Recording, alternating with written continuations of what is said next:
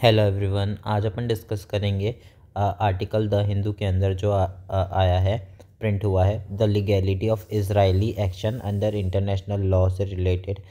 इसमें कैसे इसराइल अपने एक्शंस को लीगल बता सकता है इंटरनेशनल लॉ के अंदर, ठीक है।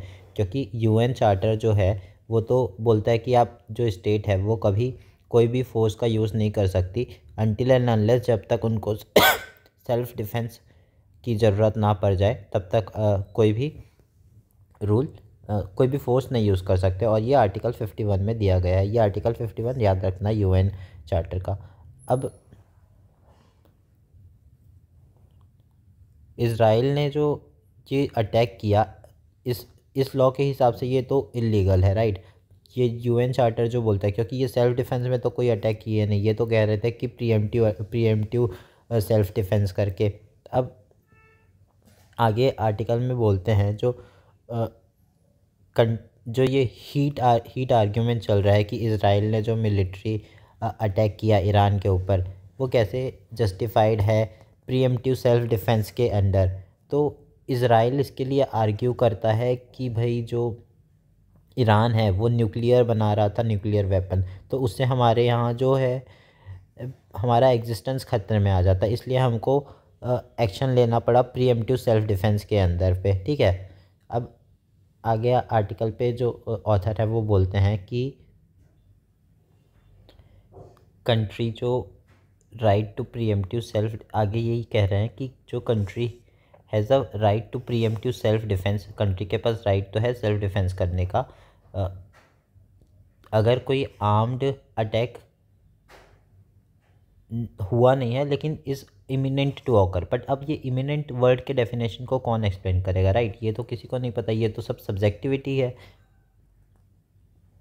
तो जो राइटर या ऑथर है वो कहते हैं कि इसके जगह बेटर फ्रेज था कि एंटिसिपेटरी सेल्फ डिफेंस यूज़ कर सकते थे आप।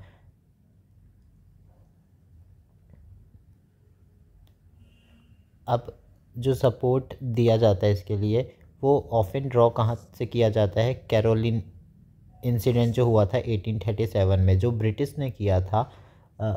ब्रिटिश फोर्स ने कनाडा के अगेंस्ट किया था अमेरिकन शिप में, ठीक है। जब अमेरिका के रिबिल फाइट कर रहे थे ब्रिटिश रूल के अगेंस्ट, जब उनको इंडिपेंडेंस की लड़ाई चल रही थी उनकी, तो वो इंसिडेंट है वही कैरोलिन डॉक्ट्राइन कहलाता है। और जो ये डॉक्ट्राइन है वही पहली बार क्लेम करता है प्रीएम्प्टिव सेल्फ डिफेंस के बारे में,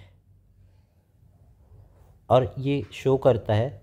और यही जो डॉक्ट्राइन है वो बताता है कि जो सेल्फ डिफेंस है वो इंस्टेंट होना चाहिए, ओवरवेलमिंग होना चाहिए, और no choice of other means. तो एक तो तुरंत के तुरंत होने वाला हो अटैक, तो इसलिए इसका एक्शन ले सकते हो सेल्फ डिफेंस के अंदर।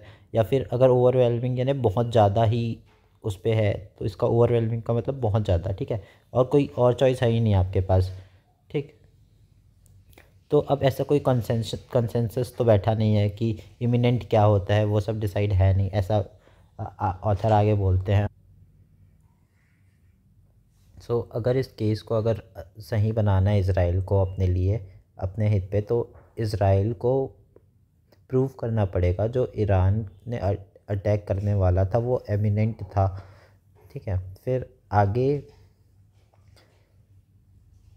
कहते हैं कि जो इंटरनेशनल लॉ है, राइटर कहते हैं आगे कि मतलब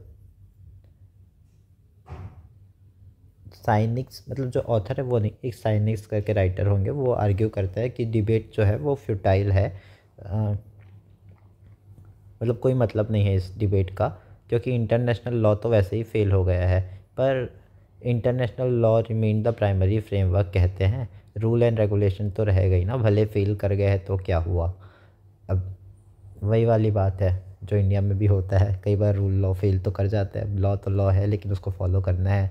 तो determining the legitimacy of state conduct, तो उससे स्टेट का कंडक्ट करने का एक लेजिटिमेसी बना रहता है कि भाई हाँ ठीक है, कुछ लॉ तो है एटलीस्ट, भले फॉलो हो या ना हो। तो यही था इस आर्टिकल पे। Thank you everyone.